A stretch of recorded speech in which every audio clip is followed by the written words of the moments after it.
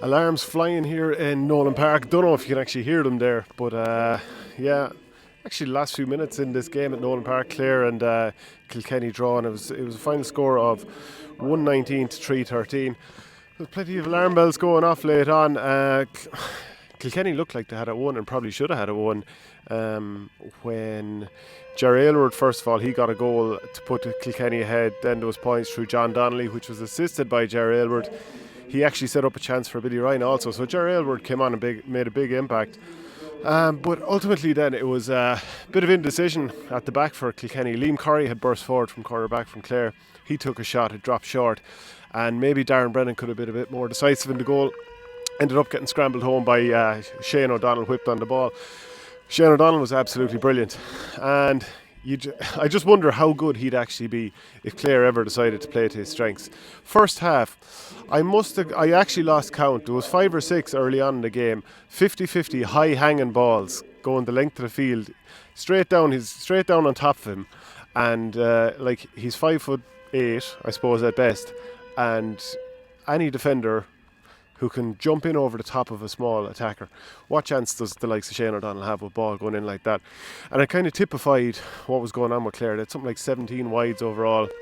Should have won this game, and just the delivery upfield was just really, really brutal at times, and it kept Kilkenny in the game because Kilkenny weren't flying so much in the first half, and were 3 points behind. It was 2-7 to 10 points, but the goals came for Clare when a crossfield ball, lovely low switch from Tony Kelly straight in front of Shane O'Donnell. He turned his man, blasted into the net. Second ball came. Now again, it was a bit of a 50-50 long ball, but it wasn't high and hanging in front of or behind Shane O'Donnell that he was backpedaling into and just gets spoiled easily. He won the ball out in front, handed it off to Ryan Taylor, and he went in and finished it past Brennan, so that was a good finish. But then second half, well, actually, first of all, just to go back to Kilkenny, their forwards, pretty much everyone got on the score sheet in the first half in terms of the forwards. They actually did, yeah. Darren Mullen, the only one with 2 in that, or Adrian Mullen with 2 in the first half. John Donnelly, Richie Leahy, Billy Ryan, Richie Hogan, and Wally Walsh, they all got a point each in the first half from play. Now Adrian Mullen was stretchered off it was just after the 20-minute mark, and he's got a knee injury and he's gone to hospital, so we'll wait and see what happens there, but that's definitely a concern because he is one of their rising stars in that forward line. Richie Hogan taken off soon enough after half time. I thought he had a bit of a curious performance. He had a really good point at one stage, backpedaling, just rolling back and just cut it over off his left hand side. But there was 3 times in the first half where he got the ball maybe out around the 45, a little bit out the field, probably facing away from goal. Rather than turning, going at his man and throwing it over the bar like he's done for years, he actually looked for switches across the field. And I was wondering, there's all the talk of all the back issues he's had and all that over the year. Is he fully trusting his body at the moment? I could be wildly wrong, but just I would have always thought he'd like to, find that opportunity to shoot rather than looking to recycle the ball out the field. And that was something that happened 3 times in the first half. And I kind of wasn't surprised then when he was taken off after the break. So, it mustn't be forgotten that this is a Kilkenny team without Colin Fennelly, without TJ Reid, without Pádraig Walsh. And Brian Cody just said there that maybe Pádraig Walsh will be back next week. I think the other lads aren't going to, we won't see them all that soon. Darren Mullen came in. That was his full debut for Kilkenny, as far as I know. He had appeared as a sub recently in that game against Wexford. Killian Buckley was midfield on Tony Kelly, and you'd have to say Tony Kelly won that one.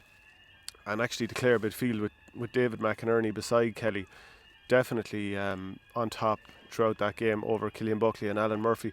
Now Alan Murphy took the frees and he hit them well, but what he also did was he won 3 scored frees in the second half, so I was quite impressed with him, must be said, because in general he just gets a go during the league and not really too much after that. David Reedy was, I said that Clare used the ball poorly in the first half, but the one thing that really worked about their style of play, and Pat O'Connor kind of sitting as the centre back / sweeper, he was pretty good.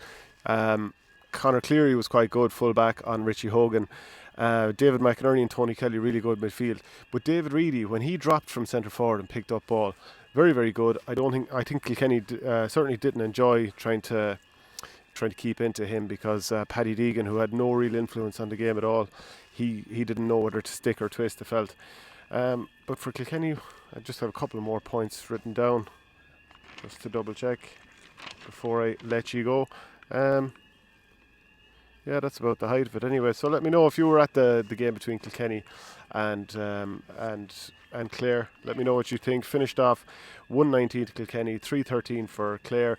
Actually, yeah, the final thing there, David McInerney had a chance right in front of the well, more or less in front of the post, 30 yards out, no one on him, missed his chance, and Bill Sheehan I think he was trying to get away from Pat O'Connor, and he got hooked. He couldn't actually catch it again and ended up getting hooked, and the full-time whistle went. Both teams could have won it, both teams could have lost it. Shane O'Donnell by a mile man of the match, and yeah, let me know what you think if you were here. Thanks for watching Our Game. Don't forget to like and share the videos, and if you're new to the channel, hit subscribe.